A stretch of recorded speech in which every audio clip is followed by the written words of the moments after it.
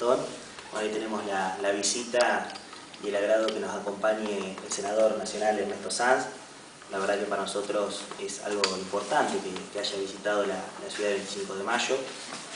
Y bueno, básicamente de esto se trata. Lo importante es que los vecinos de nuestro pueblo lo puedan escuchar. Él ha tenido y tiene una intensa actividad en el Congreso Nacional. Todos sabemos que ha tenido importantes trayectorias y un importante planteo en distintos puntos, como fue las retenciones móviles, como también la modificación del Consejo de la Magistratura. Así que bueno, los dejo en la palabra de él. Bueno, antes de nada, buenas noches. Buenas noches y muchas gracias por invitarme. Bueno, primero preguntarle cómo advierte que está hoy por hoy el Senado de la Nación, desde su óptica que es del marco de la oposición, ¿no? En realidad el Congreso, la reflexión que puedo hacerles es sobre la situación que hoy vive el Congreso Nacional y de la cual obviamente el Senado es una parte. El Congreso está semi-paralizado, funciona solo a impulso de los proyectos que manda el Poder Ejecutivo. El Congreso no trata otro tipo de propuestas, no debate otro tipo de propuestas. Hace muchísimo tiempo que no podemos sancionar una ley que provenga de los bloques opositores, pero tampoco, fíjense, ni siquiera leyes que provengan de los legisladores oficialistas. No es privativo solo de los opositores, tampoco los legisladores oficialistas pueden consagrar sus proyectos en leyes. Esto casi les diría es una suerte de deformación propia de un gobierno que utiliza al Congreso solamente como un aval o como una ratificación de sus propias políticas. De hecho, en los últimos tiempos, los grandes temas, por ejemplo este año, la ratificación del acuerdo con Irán, la democratización de la justicia, la ley de blanqueo de capitales, fueron todos proyectos emanados del Poder Ejecutivo y ahora, en estos días, estamos abocados, desde luego primero en la Cámara de Diputados y luego será en el Senado, con la ley de presupuesto, más la ley de emergencia, la prórroga de la ley de emergencia, la prórroga de los impuestos, que también son leyes que solo que interesan exclusivamente al Poder Ejecutivo en sí, ¿no? Algunos advierten que el Senado es como una especie de escribanía del Gobierno Nacional. Sí, en el Senado se da más aún que en diputados, porque en el Senado hay una mayoría más cómoda, más holgada por parte del oficialismo. Con lo cual, fíjense ustedes que en este último tiempo, cuando el gobierno ha querido enviar al Congreso leyes difíciles porque son leyes de mucho debate público, ha elegido como Cámara de Origen al Senado, donde tenía una mayoría más holgada, ¿no? En este caso, en el caso del presupuesto y las leyes impositivas, no lo puede hacer porque por la Constitución la Cámara de Origen es la Cámara de Diputados. Bien, y bueno, en este sentido, ¿qué papel juega el radicalismo en todo eso, ¿no? ¿Qué papel histórico le toca? Bueno, teniendo en cuenta desde la Avenida Democracia hasta ahora que ha jugado diferentes papeles, a veces con más suerte, otras veces con menos suerte. Bueno, se nota un repunte, ¿no? de este partido político y bueno, seguramente están, no sé si en una encrucijada, pero sí en una posición histórica ahora, ¿no? Visto también los últimos resultados eleccionarios, ¿no? Sí. ¿Qué papel les parece que van a tener que jugar? Mira, viene bien como reflexión atada a la primera pregunta y a la primera respuesta mía. Lo que pasa en el Congreso tiene mucho que ver con el desequilibrio del sistema político en la Argentina. Después de la crisis del 2001-2002, que yo siempre digo se llevó puesto un sistema económico que era el de la convertibilidad, también se llevó puesta esa crisis un sistema político que era el del bipartidismo, ¿no? Que había acompañado a la Argentina con sus vicios y sus virtudes, sus pros y sus contras, había acompañado durante muchos años el bipartidismo, que es un sistema que, insisto, más allá de sus defectos, tiene muchas virtudes. Permite el control, la alternancia, la sucesión, permite que nadie se sienta dueño del poder. Después de la crisis del 2001-2002, el sistema político se reconstituye, pero muy desequilibradamente, tremendamente con desequilibrio.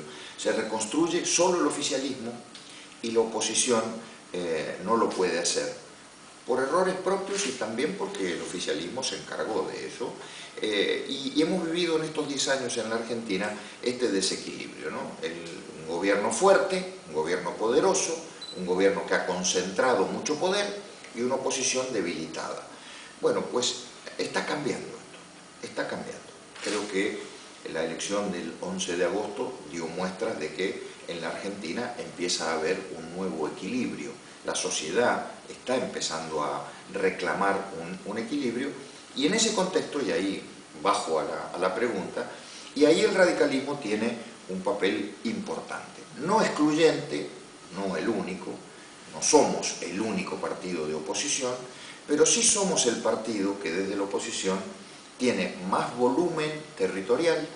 De hecho, el 11 de agosto hemos tenido muy buenos resultados en el interior del país. Ganamos Santa Cruz, ganamos La Rioja, ganamos Catamarca, ganamos Mendoza, mi provincia, ganamos con el socialismo en Santa Fe, hemos tenido muy buenos resultados en otros lugares. Y creo que esto marca un punto de inflexión en ese desequilibrio político. Creo que a partir de aquí vamos a empezar a vivir un sistema político mucho más equilibrado, que nos va a llevar a que el gobierno no se sienta dueño de todo, no pueda ir por todo, tenga que encontrar consensos, buscar consensos, tenga que tratar de abrir un poco más el juego, las políticas que vienen del Ejecutivo, también en el Congreso, en todos lados. La justicia hoy le está marcando al gobierno mucho camino, La justicia hoy está teniendo una actividad muy fuerte después de las elecciones del 11 de agosto. Y si esto sigue así, vamos a llegar al 2015 con una competitividad que no hemos tenido en estos últimos años. Competitividad que para el radicalismo es muy importante, que nos va a poner en el centro de la cancha con otros actores, con el socialismo, con el GEN, con la coalición cívica. Y bueno, creo que va a ser interesante para el momento que se viene en la Argentina. Doctor, ¿qué piensa usted, y que no haga un análisis, ¿no?, de por qué es importante esta elección? Para que se lo explique también un poco a la gente, porque esta elección marca quiénes se van a quedar con la composición en las cámaras, y esto es muy importante, digamos, pensando futuro, ¿no? Sí.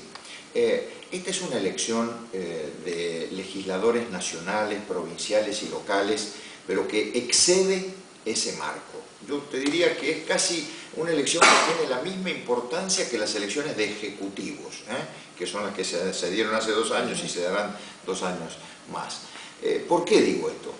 Porque la Argentina, por esto que veníamos hablando, ha sufrido tanto desequilibrio y tanta concentración de poder, sobre todo a nivel del gobierno nacional, también a nivel del gobierno provincial en la provincia de Buenos Aires, que hace falta rápidamente recomponer el equilibrio. Entonces, elegir legisladores, tanto nacionales como provinciales, como locales, que vayan a ese equilibrio, que vayan a buscar ese equilibrio, me parece que le va a hacer muy bien a la Argentina y nos va a permitir discutir cosas que lamentablemente en los últimos años no se han podido discutir. Les pongo ejemplos claros, concretos, que tienen que ver con ustedes el 25 de mayo, que tienen que ver con el federalismo de cada pueblo del interior del país, que tienen que ver conmigo en Mendoza.